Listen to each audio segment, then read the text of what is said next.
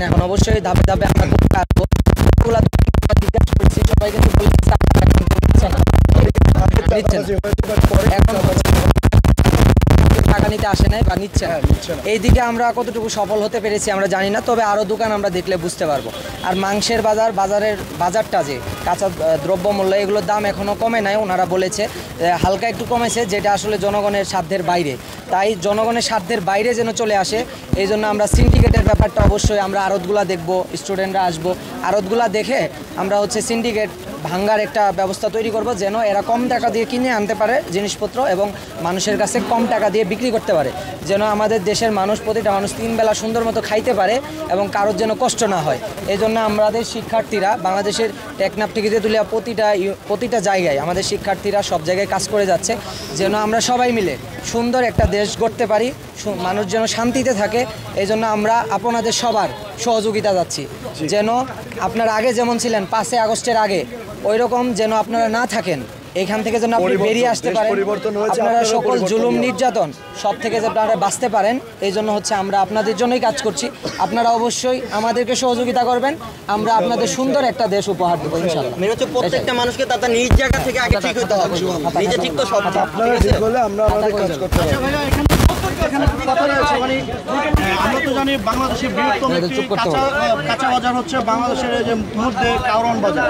এখানে বিভিন্ন জেলা থেকে কাঁচামালের যে সবজিগুলো এখানে আসে, তো সেই সবজিগুলো আসলে পাইকারি মার্কেটে যায়, তো সেখান থেকে দামটা আপনারা কি ধরনের নিয়ন্ত্রণে রেখেছেন?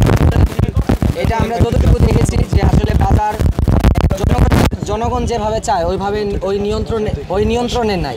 এখন আমরা আড়তগুলাতে গেলে বুঝতে পারবো যে আসলে যারা কিনে আনতেছে ওদের সমস্যা নাকি আড়তের সিন্ডিকেট হচ্ছে। আর মূলত আপনারা জানেন 2-3 দিন থেকে ঢাকায় ট্রাক বা বিভিন্ন গাড়ি টাড়ি আসতে পারতেছে না, এই জন্য হচ্ছে একটু দাম বেশি নিচ্ছে আর কি, আগের মতোই আছে।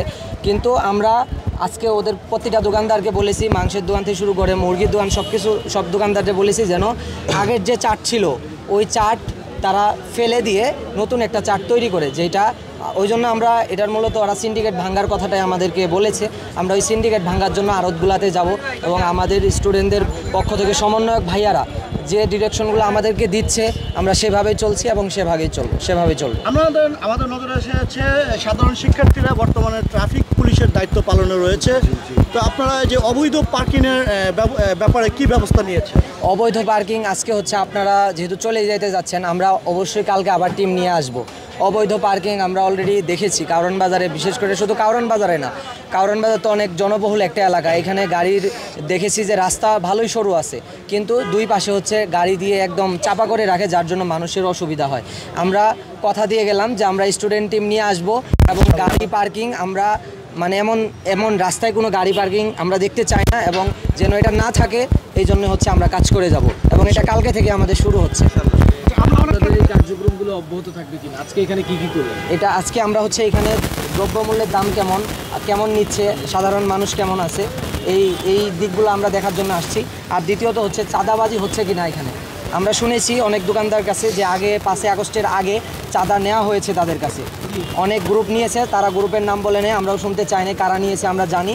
তো এই জন্য হচ্ছে চাঁদাবাজি এখন আপাতত হচ্ছে না, এবং আমরা এই যে আমাদের কার্যক্রম শিক্ষার্থীদের টেকনাফ থেকে তেঁতুলিয়া পর্যন্ত প্রতিটা শিক্ষার্থীদের যে কার্যক্রম দেশ গড়ার, নতুন একটা দেশ গড়ার কার্যক্রম, এই দেশ গড়ার কার্যক্রম আমাদের সমন্বয়ক ভাইয়েরা যতদিন পর্যন্ত আমাদেরকে ডিরেকশন দিয়ে যাবে ততদিন পর্যন্ত আমরা অবশ্যই বাজার থেকে শুরু করে প্রতিটা ধাপে আমরা থাকবো। যেখানে মানুষের অসুবিধা হচ্ছে, সাধারণ মানুষরা অসুবিধা বা জনভোগান্তিতে পড়ছে, সেইখানে আমরা গিয়ে কাজ শুরু করে দেব এবং আমাদের এটা চলমান থাকবে যতদিন পর্যন্ত আমাদের সুন্দর একটা দেশ আমরা না দেখছি, ততদিন পর্যন্ত থাকবে। আজকে আপনারা তো বাজারে ঘুরলেন, বাজারের অবস্থা কি দেখছেন?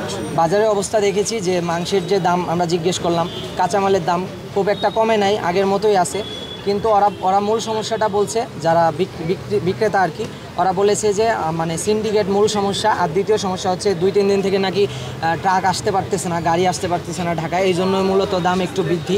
তো আমরা গাড়ি দ্রুতই সব কিছু, আপনারা জানেন যে বাংলাদেশে সব কিছুই আপাতত ঠিক হচ্ছে, যানজট তারপরে সব সমস্যা ঠিক হচ্ছে, হ্যাঁ এখন একটু কমতেছে, আরও কমবে এবং সব কিছু কমলে ঢাকায় গাড়ি ঢুকতে পারবে মালামালের, আর সিন্ডিকেট ভাঙার জন্য আমরা কালকে আরদে যাব এবং আরদে গিয়ে আমরা দেখবো আসলে আরদের মালিকরা কোথায়, এগুলো আমরা করবো আর কি। আপনারা ট্রাফিকের দায়িত্ব পালন করছেন, বাজার মনিটরিং করছেন, কিন্তু আমরা দেখতে পাচ্ছি ঢাকা শহরের বিভিন্ন জায়গায় প্রচুর পরিমাণে লুট হচ্ছে, আপনার ডাকাতি হচ্ছে।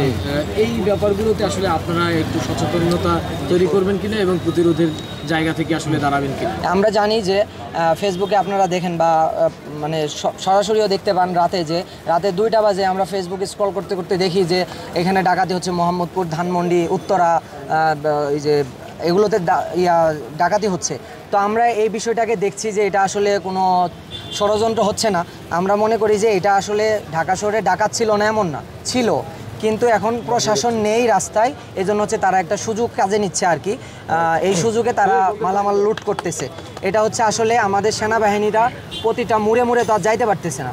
এখন আপনি মনে করেন ওই গতকালকে আমাদের ফোন করে জানানো হলো মোহাম্মদপুরের ওই যে গ্রিন ঢাকা উদ্যানের দিকে, ওইখানে চাঁদ উদ্যানের দিকে, ওইদিকে একটা ডাকাত ঢুকেছে। তো এখন সেনাবাহিনীতে গাড়ি ওইগুলাতে যাইতে পারে না, অনেক গাড়ি ভাঙা রাস্তা যাইতে পারে না। এই জন্য হচ্ছে যে এলাকাগুলোয় সেনাবাহিনী সবসময় টহল দিচ্ছে, সেই এলাকাগুলো ডাকাত ঢোকার সাহস পাচ্ছে না।